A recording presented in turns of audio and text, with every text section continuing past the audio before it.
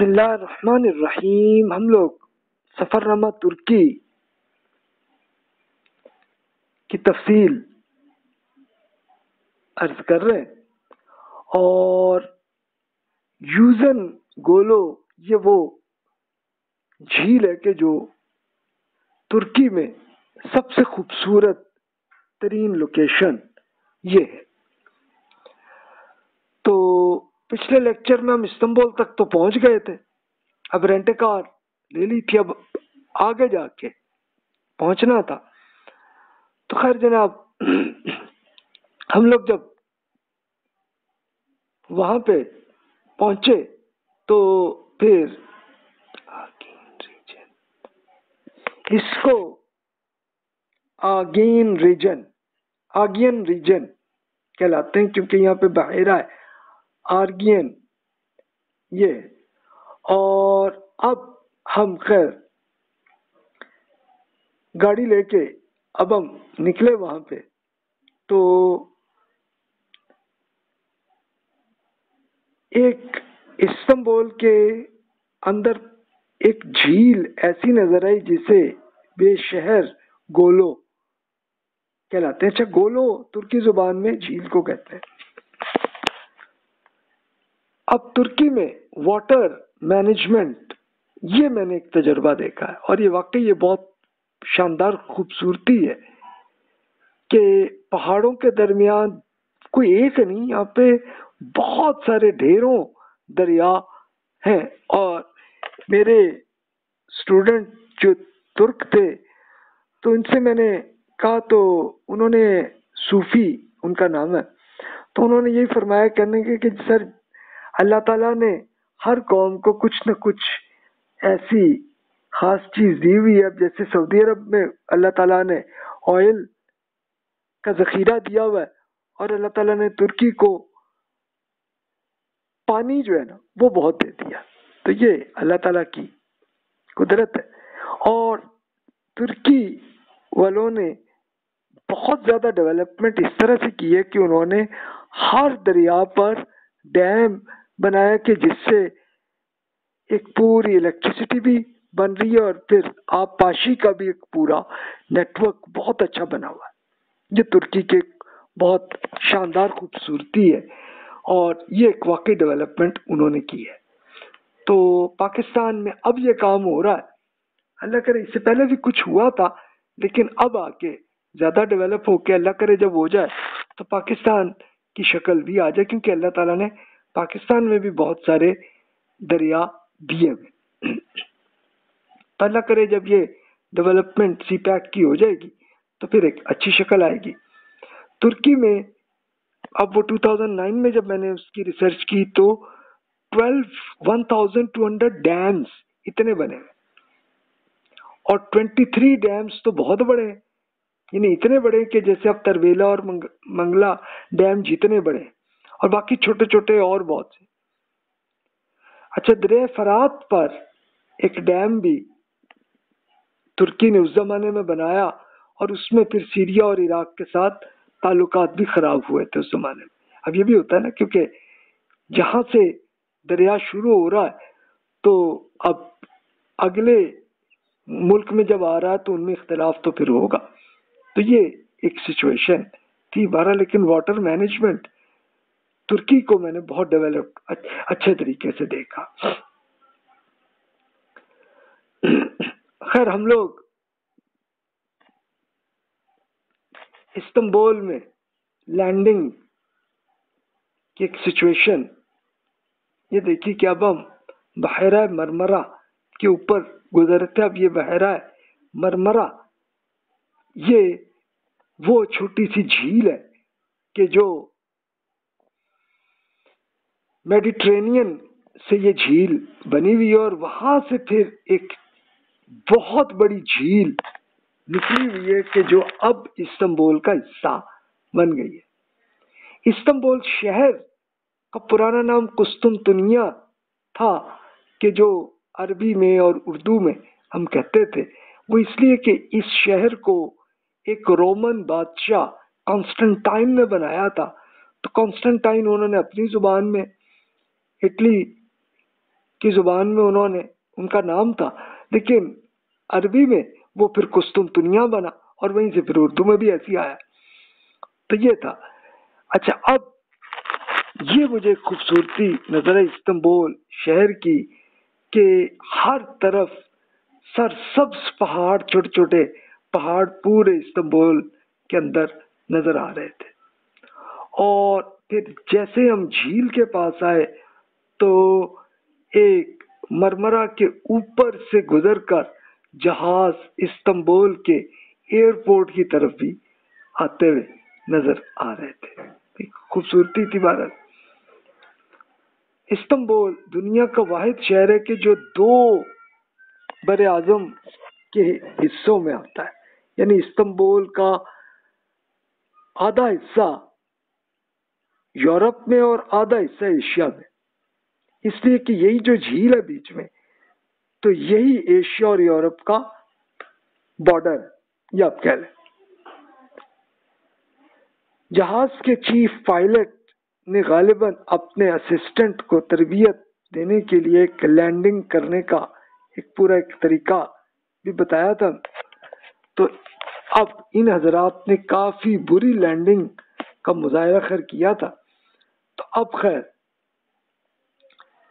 جیسا کہ میں نے عرض کیا کہ ترکی حضرات کا یہ کلچر بہت خوبصورت ہے کہ ایک پرجوش انداز میں ایک تالیاں بھی انہوں نے کی تھیں کہ اپنے ملک کے اندر انٹری کرتے ہوئے. اچھا، امیگریشن میں اب دیکھا تو ایک باحجاب خاتون تیزی سے وائیں اور عربی میں انہوں نے سب کہا کہ سعودی حضرات امیگریشن کے لیے اس ویزا کاؤنٹر کے لیے اس میں تشریف لائیں. تو وہاں پہ ذرا آسانی تھی، لیکن خیر اب دیکھا تو امیگریشن کاؤنٹر میں بڑی لمبی لائن لگی ہوئی تھی. اور ایک انہوں نے ایک عجیب کام یہ کی ہوئی تھی کہ امیگریشن کے لیے آپ کو ایک 15-20 کاؤنٹرز وہ لگے ہوئے تھے اور امیگریشن آفیسر یہ بڑی تیزی سے کرتے. یہ خوبی تھی، لائن لمبی ہے لیکن بڑی تیزی سے ہو رہا کا. تو یہ خیر بہرحال خوبی تھی. تو ہم خیر وہاں پہ جب آئے تھے تو اب میں نے کہا کہ یہ ذرا دیکھوں کہ اس کے لیے کیا کیا ڈاکومنٹس کی ضرورت ہوگی. اب میں نے جس سے پوچھا تو کوئی جواب نہ دے سکے، اس لیے کہ وہ کوئی صاحب بھی انگلش بولنے والے نہیں تھے. تو خیر ایک ملا ہوا تھا ایک ڈاکومنٹ، تو اس میں اس کا میں نے سب کا وہ دے دیا تھا جواب کہ یہ ہے اس میں. تو میں نے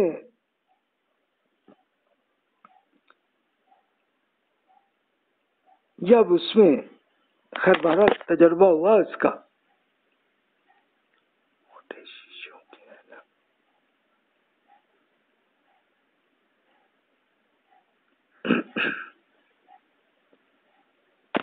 اب خیر ہم امیگریشن کے لیے ہم پہنچے کاؤنٹر پہ. تو میرے سارے منصوبہ بندی جو پوری بڑی سوچی ہوئی تھی کہ یار یہ اگر پوچھا تو یہ کہیں گے، یہ کہنا میں نے بڑا ایک پورا لکھ کے رکھا ہوا تھا. لیکن امیگریشن آفیسر صاحب نے ایک فٹافٹ اسٹیمپ کر کے اور مجھے ویلکم کہہ دیا. یعنی اب میں نے بڑی اتنی لمبی چوڑی جو میں نے پورے سوال جواب پورے اپنے ذہن میں سوچ کے لکھ کے رکھے ہوئے تھے، یار یہ پوچھا تو یہ کہوں گا، لیکن انہوں نے کچھ بھی نہیں پوچھا اور فوراً اسٹیمپ کر کے اور ساتھ ہی ویلکم کہہ دیا. تو خیر جناب ہم آگے آئے تو اب قومیت کے بہت سارے لوگ تھے اور وہ اس کے لیے وہاں پہ تھے. تو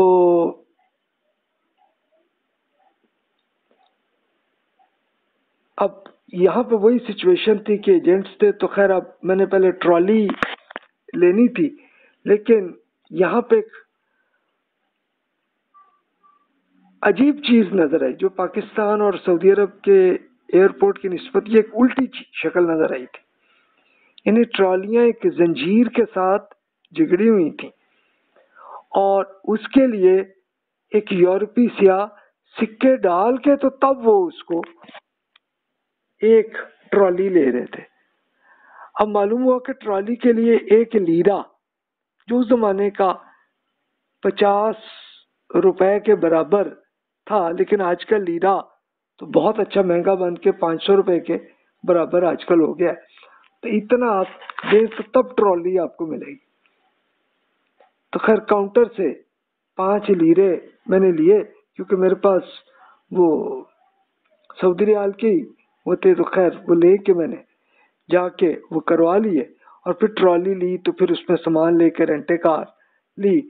تو اب یہاں پہ جو صاحب تشریف فرماتے ان کو انگلش اچھی آتی تھی، تو چلیں، کیونکہ ترکی کے اندر یہ بڑا ایشو ہے کہ انگلش بہت کم لوگ ہوتے ہیں جنہیں آتی ہے، اچھا جرمن ضرور آتی، تو یہ کیا ہے۔ اب یہ معلوم ہوا کہ یہاں پہ ڈیزل زیادہ مہنگا تھا اور پیٹرول ریلیٹیولی کم اس کی پرائس تھی، تو جو 3.6 لیرہ یہ بارہ تھی اس وقت، جو ہے اس وقت بالکل نئی گاڑی تھی، 2009 ماڈل کی تھی فیٹ، اور 9000 کلومیٹر استعمال ہوئی تھی، تو یعنی اس کا مطلب ایک بالکل نئی گاڑی کی انہوں نے مجھے دی، تو ایک بڑا اچھا تھا۔ اب سعودی عرب میں آٹومیٹک گاڑی کی عادت تھی، تو اب یہ مینول گاڑی تھی، اور مینول کی اب ذرا مجھے تھوڑی سی پریکٹس کرنے کی ضرورت محسوس ہوئی تاکہ ذرا عادت صحیح ہو جائے، تو خیر بہرحال لے کے چلائی اور کچھ منٹ میں عادت آ گئی۔ اب استنبول کا پہلا امپریشن وہ یہی نظر آیا کہ انتہائی صاف ستھرا شہر اور کھلی کھلی روڈ اور گھنا سبزہ، یہ بس پہلا امپریشن یہی آیا، تو یہ اچھا تھا۔ اچھا ایک جگہ پھر ایک کوئی رہائشی علاقہ بھی آیا، تو وہ چند دکانیں بھی تھی، تو یہاں یہ میں نے کیا کہ پانی، برگر اور آئس کریم بھی لی، کہ بھی اب آگے اگلے شہر تک ہمیں جانا ہے، تو بیچ میں پتہ نہیں اگلوں کو وہ انگلش بھی آتی کہ نہیں آتی، تو کیا چیز ملے، تو خیر بہرحال استنبول کا ایک کلچر مجھے ایسے ہی محسوس ہوا کہ جیسے یورپ کا ہی کلچر ہے۔ تو اب برگر جب میں لے رہا تھا تو مجھے تھوڑا سا ایک کنفیوژن بھی ہوئی کہ میں کہ یار کہیں یہ نہ ہو کہ برگر میں کوئی خنزیر کا گوشت بنا ہوا ہو، تو میں نے خیر ان سے پوچھا، ان صاحب سے، کہ میں کہ پتہ نہیں ان کو انگلش آتی کہ نہیں، میں نے عربی میں کیا، میں کہا حلال، تو وہ سنجیدہ ہو گئے وہ صاحب، تو اور ان کو بڑا برا لگا، کہنے لگے بالکل حلال ہے بھائی۔ انقرہ یولو، میں نے ان سے پوچھا، کیونکہ میں نے اسپیشل پوچھا تھا، یولو کا مطلب ہوتا ہے روڈ، کہ انقرہ یولو یعنی انقرہ کی طرف روڈ جو ہے اس کی طرف جانا، وہ کدھر سے، ان صاحب نے اشارے سے پورا راستہ جو ہے بتا دیا کہ یہاں سے ایسے، اب وہ آسان تھا۔ اب خیر استنبول انقرہ موٹر وے کی طرف ہم آئے، تو اب ہمارا ٹارگٹ بولو شہر تھا جو انقرہ موٹر وے کے پاس ہے، یہاں ہمارا ٹارگٹ تھا۔ اچھا بیچ میں خیر استنبول کے اندر دیکھا ایک سگنل تھا، تو ایک صاحب ڈرائیونگ کے ساتھ ساتھ شیئرنگ پہ ہی اخبار پڑھ رہے تھے، تو یہ بڑی حیرت ہوئی، لیکن اصل میں انہوں نے کیا کیا ہوا تھا کہ ایک پورا اخبار جو ہے وہ اس لیے رکھا ہوا تھا کہ جب بھی کوئی سگنل آئے تو وہاں پہ بیٹھے بیچ میں اخبار پڑھ رہے تھے، یعنی اپنا ٹائم یوز کر رہے تھے وہ۔ تو خیر جناب، اب آگے دینی شاعر تو خیر نظر نہیں آئے، ورنہ پاکستان سعودی عرب میں سبحان اللہ استغفر اللہ یہ ضرور ہوتا ہے، لیکن یہاں استنبول میں مجھے نہیں نظر آیا۔ اس کی وجہ کیا تھی کہ اتا ترک صاحب نے یہ کام کیا تھا کہ ایک پورا سیکولر کلچر بنانے کا انہوں نے اعلان کیا تھا، اور اس کو پریکٹیکلی زبردستی کروایا بھی تھا انہوں نے. اصل بات یہ تھی. اب ان کی تفصیل تو میں آگے جا کے ان کی ہسٹری عرض کروں گا. تو ایک مسجد بہرحال ایک نظر آئی کہ جس میں مساجد کا آرکیٹیکچر دیکھا. اب آگے جا کے بھی دیکھا تو ہر مسجد کا آرکیٹیکچر ایک سے ہی آیا. تو یہ اصل میں عثمانی دور کے ایک مشہور آرکیٹیکٹ، ان کا نام تھا سنان. سنان آرکیٹیکٹ تھے. یہ صاحب کہیں 1700 کے زمانے کے آرکیٹیکٹ تھے. تو انہوں نے جو ڈیزائن مساجد کا بنایا تھا تو وہی سیم ڈیزائن پوری ترکی میں وہی نظر آیا.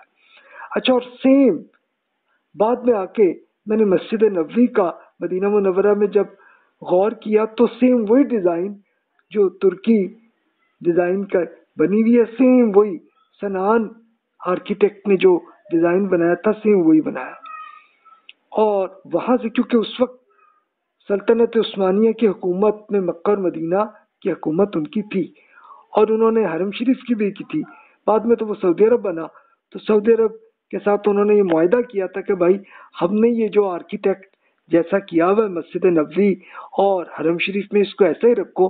تو اس کا وہ حصہ جو پرانا حصہ ہے وہ ابھی تک ویسے ہی بنا ہوا ہے آج تک. تو یہ سنان ایک بہت اچھے آرکیٹیکٹ تھے. تو ان کا تھا. استنبول شہر جدید اور قدیم دونوں خوبصورت امتزاج کا ایک شہر پر نظر آیا ہمیں، اور ایک خوبصورتی بہرحال نظر آئی کہ انہوں نے اپنے پرانے کلچر کو بھی سنبھالا اور ماڈرن کلچر بھی انہوں نے رکھا ہوا. اب آگے آبنائے باسفورس یہ عرض کرتا ہوں. یہ وہ جھیل ہے کہ یہ وہ نہر ہے جس کا میں ذکر کر رہا ہوں. انقرہ موٹر وے کی طرف اب آ رہے تھے تو آبنائے باسفورس کا جو برج ہے اس پہ ہمیں پہنچ کے ہمیں آبنائے باسفورس کو کراس کرنا. تو یہی وہ اصل میں بارڈر ہے ایشیا اور یورپ کے بیچ میں. تو یہ برج بہرحال بہت شاندار خوبصورت ہے، اور اس کے نیچے سے آپ دیکھیے کہ سمندری جہاز بھی اس کے نیچے سے گزر رہے ہوتے ہیں. اچھا، اس کا یہ میں عرض کروں کہ جب فرسٹ ورلڈ وار میں سلطنت عثمانیہ کو نقصان ہوا اور یورپ کو فتح ہو گئی تھی تو انہوں نے پھر ترکی کو تو آزاد کیا تھا، لیکن ساتھ ان سے معاہدہ کیا تھا کہ یہ جناب اس جھیل کے اس نہر کے اندر آپ کوئی ایسا سمندری جہاز نہیں لے جائیں گے کہ جو یورپ تک پہنچے. اور یہ 100 سال کا معاہدہ انہوں نے کیا تھا. تو یہ معاہدہ یہ اب آ کے 2023 میں ختم ہو رہا ہے معاہدہ. اور اب ترکی کا یہی پلان ہے، بلکہ 2024 تک ہے یہ معاہدہ. تو یہ معاہدہ ختم ہوگا جب، تو پھر ترکی کا یہ پلان ہے کہ اسی نہر کے ذریعے یہ پورے سمندری جہاز جا کے یوکرین اور یورپ کے دیگر ممالک تک پہنچیں گے. تو اس سے ترکی کو فائدہ ہوگا. اور اب آپ جو آج کل یہ جو یوکرین پہ رشیا دوبارہ قبضہ کرنے کی جو کوشش کر رہا ہے، تو اصل مقصد یہی ہے کہ وہ اصل میں یہ ہے کہ اگر یورپ کا اتنا حصے پہ وہ قبضہ کر لیں تو پھر وہ گلوبل بزنس پہ وہ قبضہ کر سکتے ہیں. تو بہرحال یہ تھا. خیر بہرحال اب ترکی کی موٹر وے دیکھی. اب یہ استنبول سے انقرہ تک کی یہ موٹر وے بنی ہوئی ہے، اور دوسری جنوب میں انہوں نے غازی انٹپ اور انطالیہ تک. یہ اس زمانے میں، بعد میں ہو سکتا ہے انہوں نے اور بھی موٹر ویز بنا دی ہوں، لیکن اس زمانے میں بس یہی تھی. تو ایک ٹینکی فل کروانے کے لیے 101 لیرہ ہوئے. تو میں نے صاف ستھرے واش روم بھی نظر آئے جو استعمال کرنے تھے، اور ایک لکڑی کی بنی ہوئی مسجد بھی تھی جس میں مرد اور خواتین کی تھی. تو اب وضو کر کے ہم نے نماز وہاں پڑھی. تو ماریا نے چپس کی فرمائش کی، تو میں ایک مارکیٹ میں گیا. وہاں پہ تو ایک ادھیڑ عمر خاتون وہ اس موٹر وے پہ اس دکان کو وہ چلا رہی تھی. تو میں نے اس کی پرائس پوچھی، کہنے کی 3 لیرہ. میں نے 5 لیرہ دیے. پھر انہیں کہیں اب میری شکل کوئی ایسی نظر آئی تو ان کو لگا کوئی یورپ کا ہے. تو کہنے لگے کس ملک کے ہیں، فرام ویئر یو آر. میں نے بتایا پاکستانی. تو انہوں نے فوراً وہ جو 3 لیرے تھے اس میں سے انہوں نے ڈیڈکٹ کر کے صرف 2 لیرہ ہی رکھے اور 3 لیرے مجھے واپس کر دی. یعنی کیونکہ پاکستانی ہے تو انہوں نے فوراً ڈسکاؤنٹ کر دیا اب خاتون نے. تو یہ پورے ترکی کے اندر کلچر دیکھا کہ وہ پاکستانیوں سے اور مسلم ممالک کے ساتھ ایک اچھے محبت کا ان کا وہ ایک تذوق. آگے ہم موٹر وے میں گئے تو باقاعدہ گبزے تاوشہ نسل کے شہر وہ آئے سامنے. پھر عظمت کی طرف ہم آگے گئے تو ایک دلفریب منظر نظر آیا کہ ایک موٹر وے اونچے نیچے پہاڑوں سے گزر رہی تھی، اور پھر پہاڑ گھنے سبزے سے ڈھکے ہوئے تھے. یہ پاکستان میں بھی ہے لیکن ترکی میں ذرا زیادہ سرسبز زیادہ اس میں فیل ہوئے. ایک خلیج عظمت وہ نظر آئی اور ایک بحیرہ مرمرہ کے ایک مشرقی شاخ نظر آئی. تو ایک باقاعدہ بہت بڑی جھیل تھی جس میں بحری جہازوں کے مستول وہاں پہ سامنے نظر آ رہے تھے. اب خلیج عظمت کی آخری کنارے پر عظمت شہر تھا. تب سمندر کے بیچ میں شہر ہمیں نظر آ رہا تھا جو اچھے خوبصورت کلچر اور ایک اوور آل ماحول اس کا ایک اچھا نظر آ رہا تھا. آگے پھر سڑک برسا ازمیر کی طرف جا رہی تھی. اچھا وہ اب ہم نے ٹارگٹ نہیں کیا ہوا تھا. تو اب ہم روڈ پر واپسی پر سفر کرنا تھا کیونکہ اب عظمت سے آگے ہم نکلے اور پھر اسپانزا ایک شہر آیا اور ایک خوبصورت جھیل یہاں پہ بھی نظر ہے. یہاں ترکی کی ایک دلفریب قدرتی اور مصنوعی جھیلیں بہت زیادہ ہیں. پاکستان میں بھی ہیں الحمدللہ، ترکی میں بہت زیادہ بہت بڑی بڑی ہیں. اچھا اسپانزا سے آگے ڈوزجے شہر آیا. پتہ نہیں ہو سکتا ہے کہ اس کا لہجہ میرا غلط ہو کیونکہ ترکی کے لہجے ذرا اپنے تو ہو سکتا میں نے ٹھیک کہہ دیا، میں نے انگلش کے حساب سے جو بھی کہہ دیا تو کہہ دیا. تو بہرحال اب آگے کیتھولک چرچ کے متعلق کچھ کھنڈرات سامنے نظر آئے. یہ اصل میں یورپی یہ جس وقت رومن امپائر کی حکومت تھی تو ان کے چرچ تھے. اچھا وہ چرچ اس کے کھنڈرات اب اس لیے ہیں کہ وہ جو کرسچنس تھے تو انہوں نے رکھے اپنے چرچ، لیکن بعد میں پھر اگلی نسل وہ مسلمان ہو گئی، مان لے، تو انہوں نے پھر ان چرچ کو بس اسی پرانے کلچر پہ ایز اٹ از ہی رکھ دیا. تو یہ سچویشن. اب ترکی میں صوبے بہت چھوٹے چھوٹے بنائے، یعنی اتنی کہ جتنا پاکستان میں آج کل کا ضلع ہوتا نا اتنے ہی انہوں نے صوبے بنائے.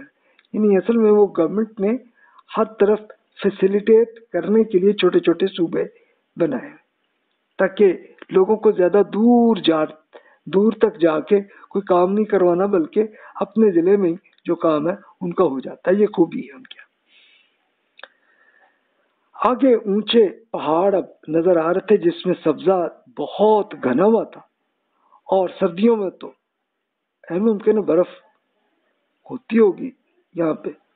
تو یہاں پہ ایک پوری سرنگ موٹر وے کے اندر ہی آئی. اب پاکستان میں بھی اب یہ ایسی بن گئی ہیں کہ جیسے بالکل مانسیرا کے پاس آپ ٹنل موٹر وے کے اندر آپ دیکھ سکتے ہیں. تو اس زمانے میں ترکی نے کر دی ہوئی تھی. اور پھر آگے ترکی میں اور جو نارمل روڈز ہیں اس میں بہت ساری ٹنلز بنائی ہوئی ہیں، اور اس کے اندر سپیڈ لمٹ 120 سے کم کر کے 80 کلومیٹر لکھی ہوئی تھی کہ بھی سپیڈ اس سے زیادہ نہ ہو، کیونکہ ٹنل میں تو ظاہر سپیڈ زیادہ نہیں ہونی چاہیے. تو ہم دوپہر 2 بجے استنبول پہنچے تھے اور 300 کلومیٹر تھے، لیکن اب ہم آ چکے تھے اور بولو شہر آ چکا تھا. اچھا، اس وقت شام کا یہ 8 بجے کا ٹائم تھا، لیکن یہ عجیب بات تھی کہ 8 بج گئے ہیں لیکن ابھی تک سورج غروب نہیں ہوا، یعنی مغرب کا ٹائم نہیں ہوا. تو یہ ایک عجیب سی ایک سچویشن نظر آ رہی تھی. میں نے کہا بھی یہ کیا ابھی. تو خیر ہم پہنچے. تو ایکچولی یہ ہوتا ہے کہ شمال کی طرف آپ جیسے چلتے جائیں زمین میں تو گرمیوں میں دن زیادہ لمبے ہوتے ہیں اور سردیوں میں رات زیادہ لمبی ہوتی.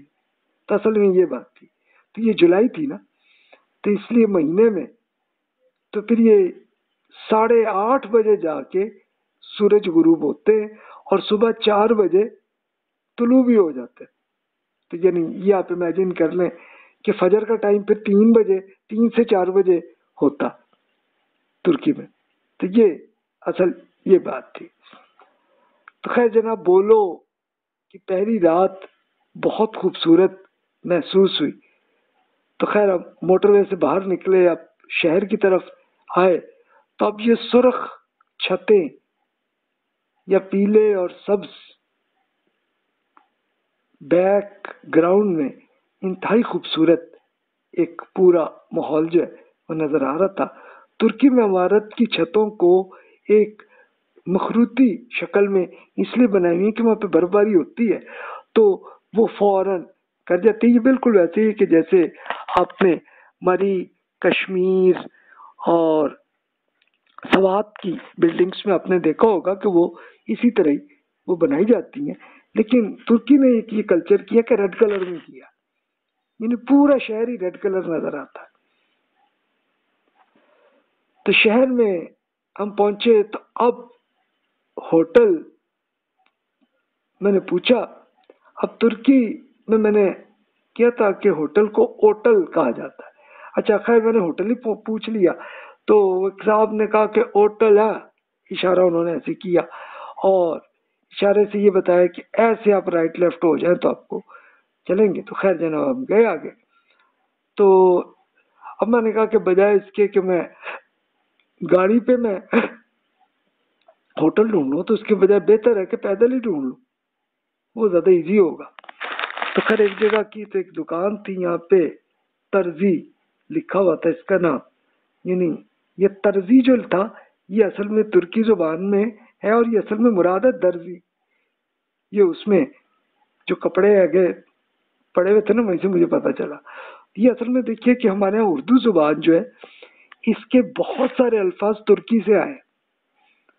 تو یہ ترزی جو ترکی کا ہے تو وہ اردو میں درزی بنا. تو یہ شکل ہے. خیر جناب ہم ترکوں کی عجیب عادت تھی کہ ہم اگر انگلش میں ان سے پوچھتے تو وہ اندازے سے سمجھ لیتے کہ شاید یہ پوچھنا چاہ رہے ہیں، تو اس کے بعد وہ ترکی زبان میں ایک باقاعدہ لیکچر وہ ارشاد فرماتے. تو وہ تو ہمیں سمجھ نہیں آتا، لیکن کم از کم اتنا فائدہ ہوتا ہے کہ وہ جو اشارے ہاتھ سے وہ دے رہے ہوتے ہیں اس سے ہمیں پتہ چل جاتا ہے کہ یہ لوکیشن ہے. تو بس یہی میرا تجربہ یہی ہوا. تو خیر جناب وہ ہوٹل میں جب پوچھا تو خیر پتہ چلا تو ایک ہوٹل آ گیا سامنے. تو وہاں کے مینیجر کافی ایک کم گو قسم کے صاحب تھے. تو انہوں نے یہ کوئی تکلف کرنے کی کوشش نہیں کی کہ وہ تقریر اپنی ترکی زبان میں ارشاد فرمائے. میں نے ان سے جو پوچھا انہوں نے ساتھ اشارے میں رائٹ لیفٹ ایسے کر کے وہ کر لیا. ہوٹل کافی کوئی معقول نظر آیا تو میں نے کہا کہ چلو ابھی ٹائم ہے مغرب میں تو اچھا دوسرا ہوٹل بھی دیکھ لوں. تو ایک ہوٹل دیکھا تو اس میں کشمیر ہوٹل نظر آیا. دیکھا تو وہ ذرا زیادہ مہنگا تھا اور کوالٹی کے لحاظ سے بالکل پہلے ہوٹل جیسا ہی تھا. میں نے ان سے یہ کشمیر کی وجہ پوچھی تو یعنی میرا سوال تو یہ تھا نا کہ بھی یہ ہوٹل کا نام کیوں کشمیر ہوٹل رکھا. تو فرمایا کشمیر انڈیا پاکستان میں ہے مگر یہ کشمیر ہوٹل ہے. یعنی وہ انگلش میں انہوں نے ایسے جواب دے دیا بعد میں. تو بس اتنی انگلش ترکی والوں کو آتی ہے. تو میں نے کہا کہ وہ پہلا ہوٹل ہی بہتر ہے تو اسی میں گئے. اور اس کے بعد ابھی مغرب نہیں ہوئی تھی اور ہم پھر شہر میں ایسے ہی گھومنے لگے. تو ماحول میں گھٹن تھوڑی سی محسوس ہوئی. اچھا اب آپ کہیں گے وہ کیوں ابھی یعنی گھٹن کیوں آپ کو محسوس ہوئی وہاں پہ. تو ایکچولی یہ ہے کہ ہوٹل ایک پہاڑی پر تھا اور اب سیڑھیاں اتر کے نیچے بازار کی طرف جا رہے تھے اس لیے یہ گھٹن تھوڑی سی محسوس ہوئی. اچھا یہ آپ نے پاکستان میں بھی پہاڑی علاقوں میں دیکھا ہوگا کہ وہ ایک پہاڑ کے اوپر بلڈنگ ہے ایک نیچے ہے تو وہ بیچ میں سیڑھیاں بنا دیتے ہیں. تو یہ وہی ترکی نے بھی وہی کیا ہوا تھا. تو خیر یہ بولو کا اندرون شہر تھا کہ جس میں ہم سیڑھیوں سے اتر کے جا رہے تھے. ایک طرف تنگ سی سڑک تھی یہاں پہ گاڑیاں چل رہی تھیں اور ایک جانب یورپ کے شہروں کی طرف اینٹوں کا ایک وسیع راستہ بنا ہوا تھا. اب اس کے بعد پاکستان میں آپ کو یہ نتھیا گلی اور ایون اسلام آباد کے پاس بھی اب آپ کو یہ نظر آئے گا. یہ اینٹیں یہ اس کے بعد بنی ہیں پہلے نہیں تھی. اچھا ترکی نے پہلے کیا ہوا تھا. یہ شہر کا ماحول یورپین ہی تھا. اچھا یہ کیسے اندازہ ہوتا ہے کہ ظاہر کے مردوں اور خواتین کے جو لباس ہیں تو وہ یورپین ہی تھے اس سے اندازہ ہوتا ہے. باحجاب طرح خواتین بھی تھیں لیکن کم تھی ان کی تعداد. تو خیر ہم اب آگے تھوڑا سا آگے جا کے گھٹن جب محسوس ہوئی تو ایک سیکولر لادین قسم کا ایک اکیلا شخص اس وقت محسوس کرتا ہے کہ بالکل جیسے کوئی ایک بالکل جس کو دیندار قسم کا آدمی ہو جس کو دین سے کوئی تعلق نہیں ہے اور وہ مولویوں میں آپ پھنسے. تو یہ گھٹن تھی جو مجھے محسوس ہوئی وہاں پہ. تو بہرحال جناب یہ اس طرح محسوس ہوئی. خیر اب آگے قدیم دور میں شرک ایک عالمی برائی تھی لیکن اب آ کے الہاد کا دور ہے جس میں ہم لوگ ہیں. تو وہ ہمارے یہاں وہ آ گیا اور ظاہر ہے اس کی بے حیائی وہ بھی آ گئی. تو یہ اثرات تو بہرحال ہر ٹائم میں ہوتے ہیں کیونکہ اللہ تعالیٰ نے انسان کو اتنی آزادی دی ہے نا کہ وہ جو نیکی کرے یا برائی کرے جو کرنا چاہے کرے تو یہ ہوتا ہے. تو خیر جناب ہم لوگ اب ذرا نیچے آئے اور یہاں پہ تھوڑا سا آسٹریلین ماہر ڈیوڈ رو نے جو ایک یہ کلچر پہ انہوں نے بات کی ہے تو وہ اس کا ترجمہ عرض کرتا ہوں. کہتے ہیں کہ ایسے بچے جو کہ والدین میں سے کسی ایک کے زیر سایہ پروان چڑھ رہے ہیں تو اس میں دماغی بیماریوں خودکشی کرنے یا الکوہل سے متعلق بیماریوں کا شکار ہو جانے کا تناسب ان بچوں کی نسبت زیادہ ہے جن کی تربیت ماں اور باپ دونوں نے مل کر کی ہو. سنگل پیرنٹ لڑکیوں میں منشیات کی استعمال کا تناسب 3 گنا اور لڑکوں میں یہ تناسب 4 گنا زیادہ ہے. تو سویڈن کے نیشنل بورڈ کے مصنف گونیلا کے مطابق ان بچوں کی بڑی تعداد غربت کے باعث صحت کے مسائل کا شکار رہتی ہیں. یہ اپنے کئی آرٹیکلز میں پڑھا سنا ہوگا کہ یورپ اور امریکہ میں یہ بہت سارا ڈپریشن کیوں ہو رہا ہے؟ اصل میں یہی ہو رہا ہے کہ ان کو ماں باپ دونوں اکٹھے نہیں ملے. یعنی انہوں نے یہی کیا کہ جب بے حیائی کا کلچر سیکولرزم سے آیا اور اپنے دین کو انہوں نے چھوڑا تو پھر یہ ہوا کہ شادی کرنی چھوڑ دی، اس لیے کہ کرسچینٹی میں شادی ایک بہت مشکل کام کیا گیا اور اس میں طلاق نہیں ہو سکتی. تو اس کو اتنا کمپلیکیٹ کیا کہ انہوں نے اس کے بجائے بوائے فرینڈ اور گرل فرینڈ بن کے رہنا شروع کیا. لیکن رہے تو پھر جب اختلاف ہوا تو چھوڑا، ایک دوسرے سے چلے گئے. لیکن اب بیچ میں بچے ہو گئے تو وہ جو بچے ہیں ان کو اب پھر وہ ماں ہی سنبھالتی ہے. تو اس لیے یورپ اور امریکہ کی خواتین کے یہاں بھی ڈپریشن ہے اور پھر مردوں میں بھی ہے، اور پھر ظاہر ہے کہ ان کے بچوں میں بھی وہی ڈپریشن ہے. تو یہ کلچر. اچھا، اس میں پھر جو مسلمان جا کے سیٹل یورپ اور امریکہ میں ہوئے تو اس میں جو بھی لوگ وہ اسی یورپی کلچر میں ہی چلے گئے تو ان کے یہاں ڈپریشن زیادہ ہے. لیکن جن میں ایمان کی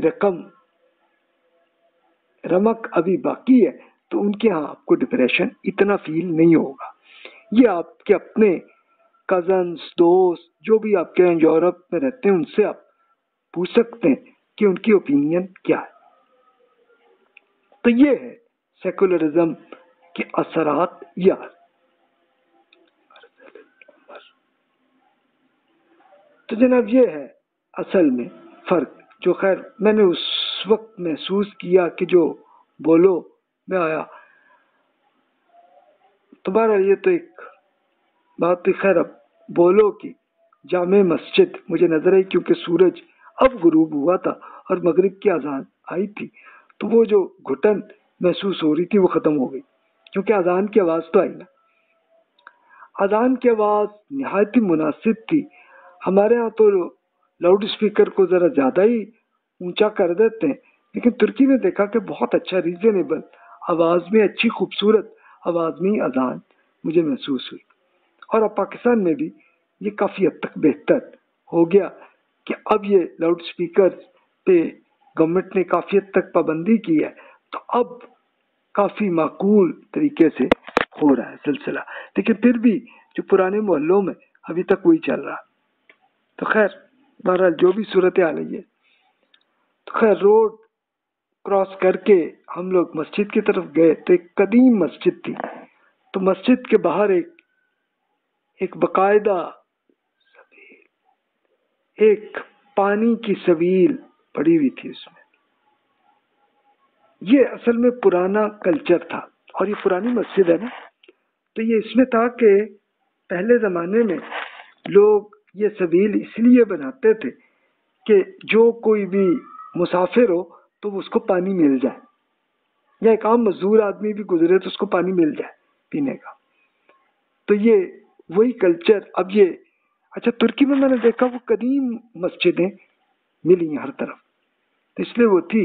اور یہاں پہ وہ صاحب تو ایک طویل بالوں والے ایک صاحب تھے تو میں نے وضو کا پوچھا ان سے تو وہ بہت خوش ہوئے تھے تو انہوں نے پورا چل کے مجھے وضو خانے کا ایک نشاندہی بھی کی. تو یہ اب یہ تہ خانے میں وضو تھا. تو خیر اب میں نیچے پہنچا تو اب ایک استنجا کے لیے ایک ٹوائلٹ بھی بنے ہوئے تھے وہاں پہ اور ایک طرف وضو کی جگہ تھی. تو اب مجھے واش روم کی ضرورت تھی تو ہمارے ہاں تو ٹوائلٹ کے لیے کچھ جمعدار صاحبان وہ تشریف لاتے ہیں. ہمارا کلچر پاکستان کا تھا کہ کپڑا باندھے ہوئے جھاڑو لے کر بیٹھے ہوتے کہ تاکہ جو آدمی بھی گزرے اس سے پیسے لینے. اس زمانے میں 5 روپے ہوتے تھے، آج کل 10 یا 20 روپے وہ لیتے ہیں. تو یہ کلچر تھا. لیکن یہاں پہ اب خیر وہ واش روم میں جانے کے لیے میں نے دیکھا تو ایک طرح دار خاتون تشریف فرما تھی کہ جو ایک میوزیم کی طرح ٹوائلٹ کے لیے باقاعدہ ½ لیرہ لے کر ٹکٹ دے رہی تھی تاکہ تب آپ واش روم میں جائیں. تو یہ ایک بار وہاں ترکی کا کلچر تھا.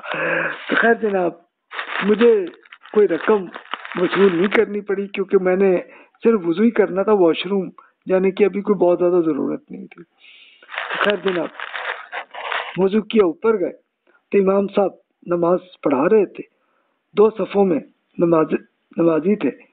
اب 2 صاحبان اسپیکر پہ تھے اور ان میں سے ایک نائب امام صاحب بھی تھے, اور وہ یہی تھا کہ امام صاحب جو تکبیر کہتے تو یہ اسپیکر میں بلند آواز میں تکبیر کہتے, ان کے جو اسسٹنٹ صاحب تھے وہ تھے. اب یہ مجھے عجیب سا لگا کہ بھی اگر لاؤڈ اسپیکر کی ضرورت ہے اس کی تو امام صاحب کے پاس ہی لاؤڈ اسپیکر ہو جیسے پاکستان میں ہوتا ہے, لیکن وہ ترکی میں انہوں نے الٹا کام کیا تھا کہ ان کے اسسٹنٹ صاحب وہ اپنا لاؤڈ اسپیکر وہ رکھتے تھے.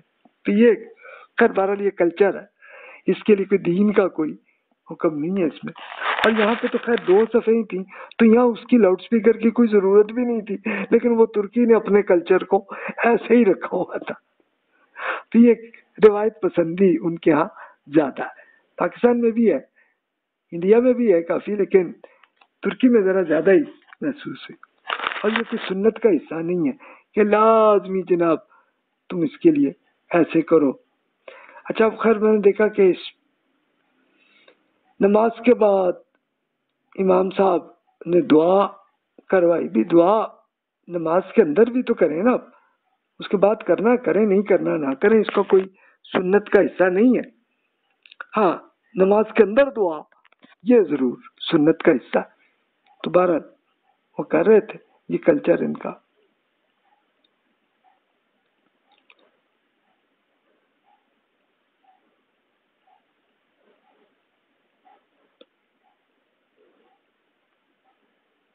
اس کے لیے امین حسن اصلاحی صاحب نے اپنے زمانے میں ایک انالیسس انہوں نے فرمایا تھا, ان کے کچھ ارشادات شیئر کر دوں آپ سے. فرماتے ہیں کہ انسان کو اندر یہ عام کمزوری پائی جاتی ہے کہ جب چیزوں کے ساتھ اس کا تعلق محض عقلی ہی نہ ہو بلکہ جذباتی ہی ہو تو ان معاملات میں وہ بسا اوقات غیر متوازن اور غیر معتدل ہو جاتا ہے. آدمی اپنے بیوی بچوں سے محبت کرتا ہے تو وہ صرف محبت ہی نہیں کرتا بلکہ بسا اوقات اس محبت میں وہ ایسا اندھا ہو جاتا ہے کہ دوسروں کے ساتھ عداوت بھی کرنے لگتا ہے, دشمنی بھی کرنے لگتا ہے, یہاں تک کہ اس اندھے پن میں اس کو خدا کے حقوق کا بھی کوئی ہوش بھی نہیں رہتا. اگر اسے اپنے قبیلہ یا قوم یا ملک سے محبت ہو تو اس کی عصبیت اس پر بسا اوقات اتنی غالب آ جاتی ہے کہ وہ ان کے لیے پوری انسانیت کا دشمن بن جاتا ہے. حد یہ ہوتا ہے کہ اس کی حمایت میں خود خدا سے بھی لڑنے کے لیے اٹھ کھڑا ہوتا ہے. اور آپ دیکھیں کلچر میں آپ کو ہر ہسٹری میں آپ کو یہ مثالیں نظر آئیں گی. ان کی بک ہے تزکیہ نفس. پھر یہ بھی فرماتے ہیں کہ اس خواہش کے تحت وہ مختلف قسم کی نظریات بناتا ہے اور ان کو مذہب کے اندر گھسانے کی کوشش کرتا ہے, اور اگر گھسانے میں کامیاب ہو جاتا ہے تو پھر ان سے اپنی خواہشوں کی بند دروازوں کو کھولنے میں ایک کلید کا کام لیتا ہے. خواہشات نفس کی تحت فتویٰ لکھتا ہے اور ان کو کتاب اور سنت کی طرف منسوب کر دیتا ہے. یعنی اپنے ہی فتویٰ جو بھی لکھ دیا وہ انسان نے اپنے سوچا اسی کو لے جا کے وہ دین کا حکم قرار دے دیتے. تو یہ ہے شدت پسندی جو ہمارے ہاں آ جاتی ہے. جناب نماز کے بعد میں کہا امام صاحب سے ذرا گپ شپ کروں تو میں جا کے کچھ انگلش اور عربی میں کچھ گفتگو کی, لیکن امام صاحب کو دونوں زبانیں معلوم نہیں تھی. ان کے نائب امام کو بلایا تو اشارے سے انہوں نے کہا کہ یہ ان کو عربی آتی ہے. تو خیر نائب امام صاحب کو تھوڑی سی عربی آتی تھی. انہوں نے مسجد کا کتبہ بھی دکھایا جس میں 1499 CE کا یہ تاریخ تھی کہ جہاں یہ مسجد بنی تھی. تو انہوں نے بتایا کہ وہ مسجد بولو کے گورنر تھے جو سلطنت عثمانیہ کے تھے 500 سال پہلے یہ مسجد بنائی تھی. تو جناب یہ آپ پکچرز دو مسجدوں کو دیکھ رہے ہیں، ایک تو 1499 جہاں میں نے نماز پڑھی، اور دوسری یہ 200 سال پرانی مسجد بولو کی، یہ تھوڑا ہی آگے جا کے وہ دیکھیے وہاں پہ. تو جناب یہ خیر بہرحال کلچر ترکی کا کہ انہوں نے سنبھال کے رکھا ہوا ہے. اچھا، قدیم ترین کنسٹرکشن جو مسجدوں کی ہے، تو اس میں جیسے مسجد دمشق جو کہ جامع بنو امیہ کی، یہ 75 ہجری کے زمانے کی یہ مسجد ہے، جو خلافت راشدہ کے دور میں 14 ہجری میں ختم ہوئی تھی اس کی کنسٹرکشن. تو اس کے بعد یعنی معاویہ رضی اللہ عنہ نے کنسٹرکشن اس کی کروائی ہوگی. اچھا، جو مسجد نبوی اور حرم شریف میں ہے تو اس میں کنسٹرکشن مختلف ٹائم میں ہوتی رہی، لیکن حرم شریف میں جو کعبہ ہے یہ کنسٹرکشن یہ بھی اس زمانے کی ہے کہ جو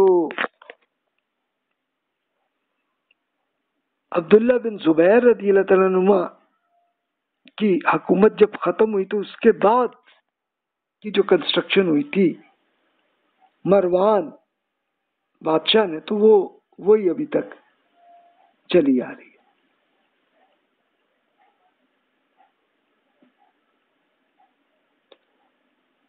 خیر جناب، مسجد سے نکل کے ہم گئے تو آگے یہ میں نے بتایا کہ یہ 2 سال پرانی مسجد ہے. اس کا نام با یزید یلدرم مسجد، یہ اس کا نام ہے. ظاہر ہے کہ اس زمانے کے یہ بادشاہ گزرے ان کے نام پہ یہ رکھی ہوئی.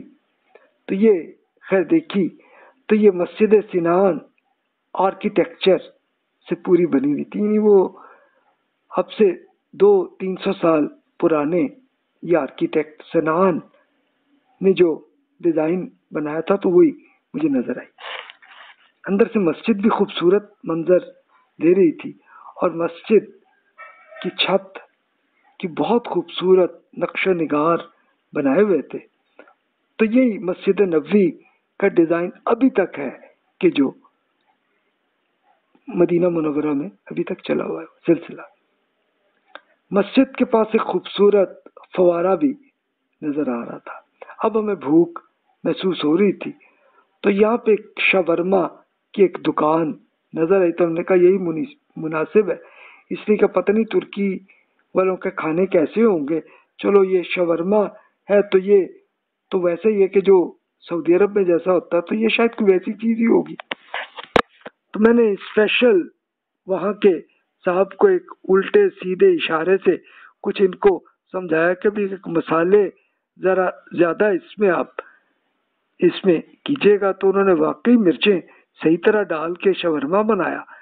تو وہ کھائے تو اب کانوں سے دھواں نکلنے لگا اور آنکھوں اور ناک سے پانی بہ نکلنے لگا اور زبان سے سی کی آوازیں آئیں گی، لیکن پریکٹیکلی کچھ بھی نہیں ہوا. یعنی انہوں نے اپنی طرف سے جو مرچیں ڈالی تو لگتا ہے کہ شملہ جو مرچیں جیسی جو ہے نا یہ وہ اس طرح کی ہوں گی، اس لیے خیر. لیکن بہت اچھا تھا. ترکی کے حمام ایک سامنے نظر آئی. اچھا، اب یہ حمام کا یہ تصور پاکستان سے ڈیفرنٹ ہے. یہ اصل میں ترکی کے کلچر میں حمام کیا ہوتا تھا کہ ایک باقاعدہ ایک سوئمنگ پول بناتے ہوتے تھے.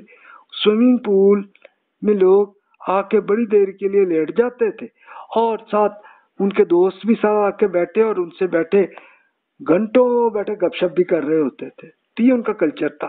اور اس زمانے میں چونکہ سردی اور ٹھنڈا پانی زیادہ ہوتا تھا تو وہ اس کو زیادہ گرم پانی وہ کر لیتے ہوتے تھے. تو یہ اصل میں ان کا پرانا کلچر یہ تھا.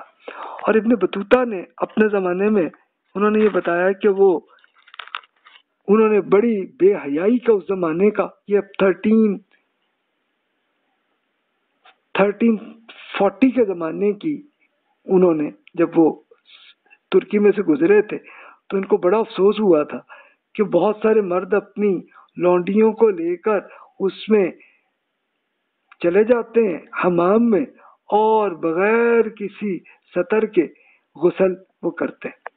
تو انہوں نے وہاں کے قاضی کو جا کے، ابن بطوطہ نے اسپیشل کہا کہ بھائی یہ بے حیائی تو ختم کرو نا، یہ اس کے لیے۔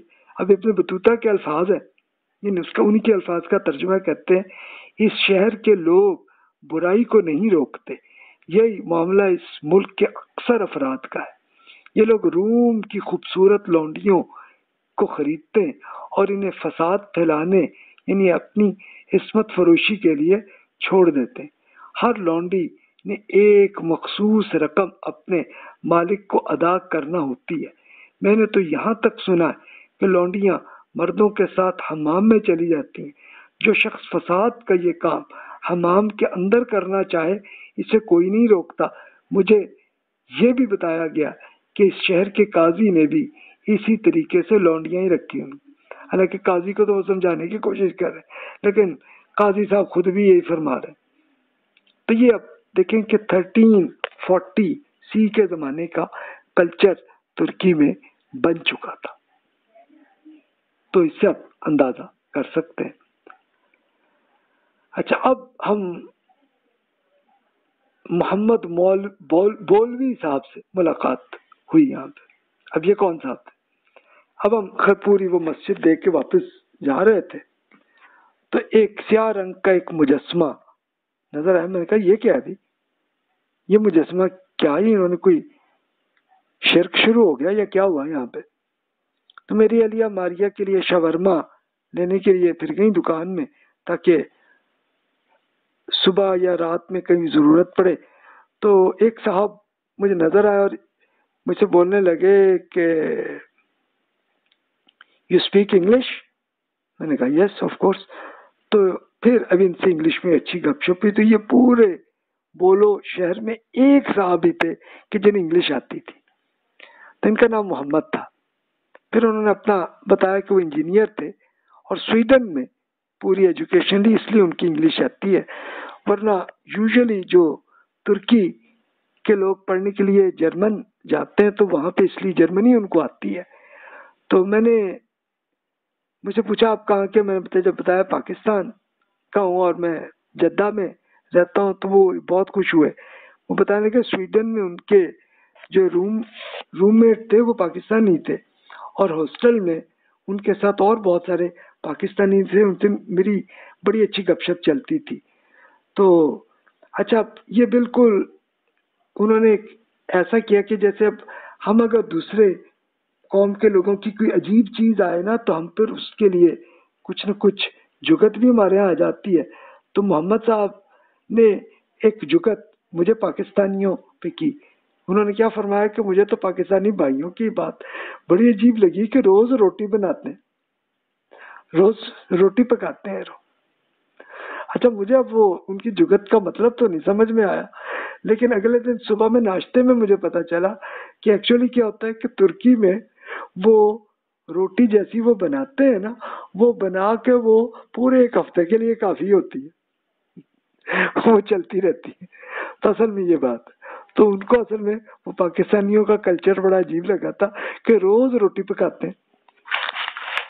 تو خیر محمد صاحب سے گپ شپ ہوئی تو میں نے وہ جو مجسمہ دیکھا تھا، میں نے پوچھا یہ کیا؟ کہنے لگے یہ شہر کے ایک بڑے نیک آدمی تھے، انہوں نے بہت سارے اسٹوڈنٹس بوائز اینڈ گرلس کے لیے ایک پورا اتنے انہوں نے وظیفہ طے کیا ہوا تھا تاکہ سب کو ایجوکیشن آئے۔ تو اس لیے پھر بولو شہر کے لیے پوری کنسٹرکشن بھی انہوں نے کی تھی، لوگوں کے لیے ہاسپٹلز بھی اور سکولز بھی انہوں نے بنائے تھے۔ اس لیے پھر اس بولو شہر کے لیے یہاں مین مرکزی چوک میں ان کے لیے مجسمہ بنایا۔ تو مجھے وہ رسول اللہ صلی اللہ علیہ وسلم کی ایک حدیث یاد آئی کہ سابقہ اقوام میں یہی کرتے تھے کہ نیک افراد جب فوت ہوتے تھے تو ان کے مجسمے بناتے تھے اور ان کی یاد تازہ رکھتے تھے، اور پھر کئی نسلوں میں جا کے یہ مجسمے ایک مقدس بنتے تھے اور پھر اس کی پوجا لوگ شروع کر دیتے تھے۔ تو بہرحال یہ غلطی ترکی میں نظر آئی۔ تو محمد ایک راسخ العقیدہ مسلمان تھے اور وہ دین کو اچھی طرح سمجھتے تھے. انہوں نے بولو کہ مزید تفصیلات بھی بتائیں. پھر میں نے ان سے اپنے ترکی کے سفر کے پورے پلان کی ان سے بات کی تو بڑے متاثر ہوئے. کہنے لگے لگتا ہے کہ آپ پورے ترکی کی ریسرچ کر کے آپ آئے یہاں پہ. تو خیر جناب، ترکی کی اب رات 10:30 ہو گئی تھی. اب عشاء کی اذان ہو رہی تھی. تو نماز جا کے مسجد میں ہی پڑھی. پھر فارغ ہو کے ہوٹل میں آیا. جلدی سونے کا ارادہ تھا. تو آج میں نے ٹارگٹ یہ کیا تھا کہ صبح فجر کے ٹائم ہی اٹھوں، لیکن دیکھا تو 4 بجے کمرے میں روشنی پھیل گئی تھی. اچھا یہ کہاں سے آئی؟ کہ وہ اصل میں دھوپ آ گئی تھی، کیونکہ راتیں بہت چھوٹی تھی ترکی کی. تو خیر جناب جلدی سے اٹھے، وہ فجر کی نماز پڑھی. وہ تو اب نماز کے بعد سونے کی مشکل تھی. اب ناشتہ کمرے کا وہ جو رینٹ ہم نے پے کیا ہوا تھا اس کا حصہ تھا. یہ ترکی کے کلچر میں یہ ہوتا ہے کہ ناشتہ جو ہے وہ اسی پرائس کے اندر ہی ہوتا ہے جو آپ دیتے ہیں. خیر ہم نے کہا چلو اب دیکھتے ہیں ناشتہ کیسا ہے. تو ناشتے میں ایک پنیر کے قطرے بھی تھے اور ایک اس کے ساتھ انڈے بھی تھے، ابلے ہوئے انڈے بھی تھے، اور ساتھ ہی شہد، پنیر، مکھن کے ڈبے بھی تھے، اور کھیرے اور ٹماٹر وہ ساتھ لگے ہوئے تھے. تو ہماری پنجاب کی بوڑھی خواتین کہتی ہوتی ہیں کہ بھی خالی پیٹ کچی سبزی نہیں کھانی چاہیے. یہ ظاہر خواتین کا کوئی تجربہ ہوا ہوگا، لیکن بہرحال کلچر ترکی کا ایسے ہی تھا. تو میں نے ماریا کے لیے آملیٹ کا کہا تو یہ ویٹر صاحب جو ہے ان کو معلوم نہیں تھا، وہ اپنے مینیجر کو لے آئے. اب مینیجر کو بھی یہ معلوم نہیں تھا کہ آملیٹ سے مراد کیا. خیر روٹی کے طور پر عجیب و غریب قسم کے بند جو ہے سامنے آئے. ترکی میں روٹی میں اصل میں یہ بند زیادہ تر چلتے، اور یہ بند اتنے بڑے بڑے ہوتے ہیں کہ ان کے لیے اندر سے تو نرم ہوتے ہیں، لیکن اوپر سے اس کا چھلکا اتنا سخت ہوتا ہے کہ جو آپ کے دانت سے وہ کاٹنا بڑا مشکل ہوتا ہے. تھوڑی دیر بعد میں نے کافی محنت کی تو منہ میں ایک کسی نہ کسی طرح ٹوٹ ہی گیا وہ، اور اس کے بعد میری جبڑوں میں کچھ درد بھی آنے لگے. یار یہ کیا یار اس کو کرنے کے لیے. خیر اب یہ نئے کلچر میں یہ تو ہوتا ہے نا.